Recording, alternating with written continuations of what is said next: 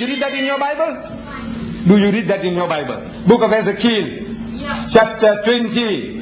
But righteousness is also as much of a free gift as faith is in the Christian understanding. Righteousness is a gift from God, just like eternal life is a gift from God. So we don't have righteousness on our own. When you compare, my sister, look, you see, the Christian world has really gone down the drain, according to Jimmy Swaggart. According to his books, you must read them. If you haven't got them, you must get them. On sodomy, homosexuals, get that. On pornography, get it. On incest, get it. On alcohol, get it.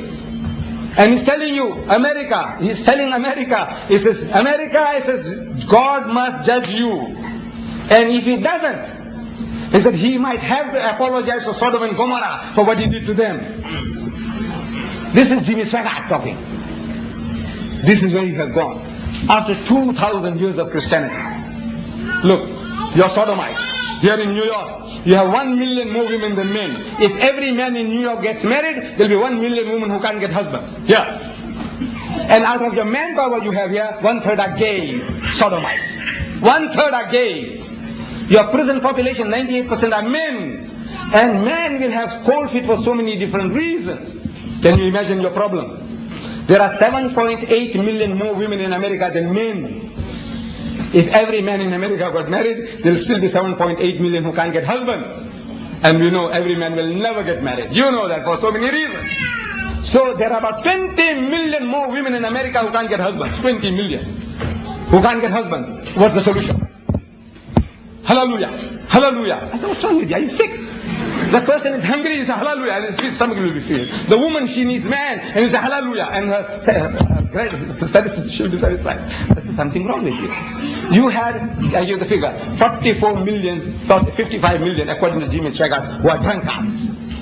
With all your born agains.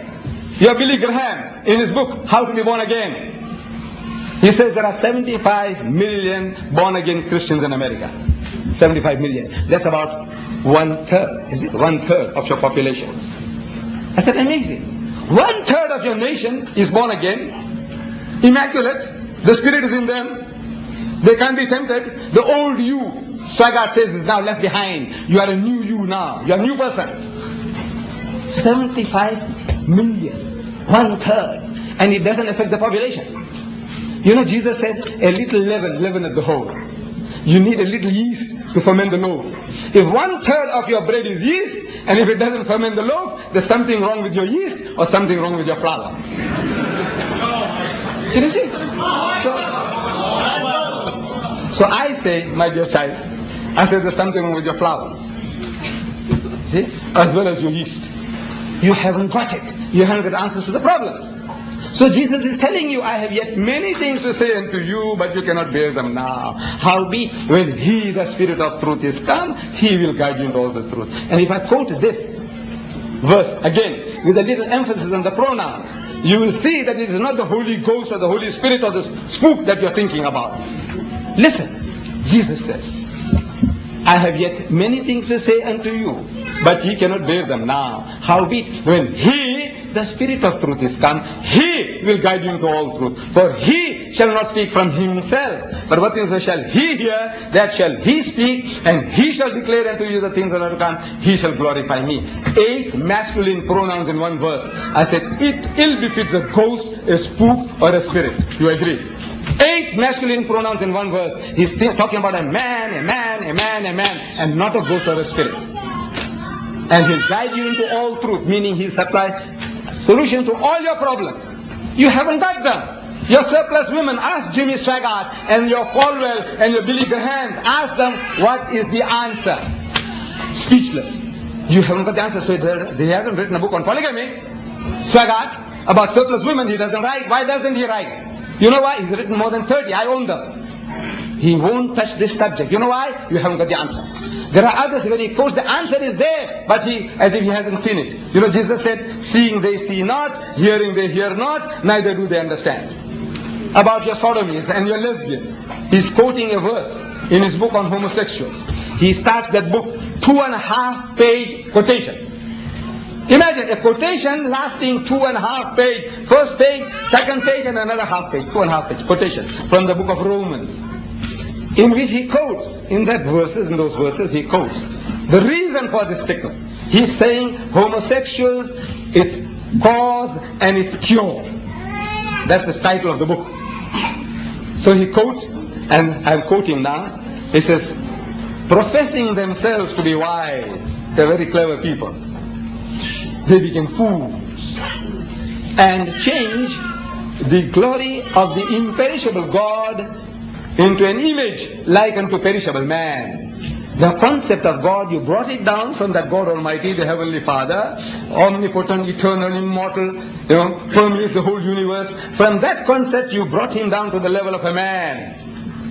And further, and changed the glory of the truth of God into a lie, and worship and serve the creature more than the Creator. Look, it's so simple. Basic English. He's quoting 2.5. And he says, for this cause. I want you to read that. Romans. I forget the reference. It's the first Romans. Romans chapter 4 verse 22, something, 22, 23, 24 years. You read that. So for this cause, I made your women to go for women and your men to go for men.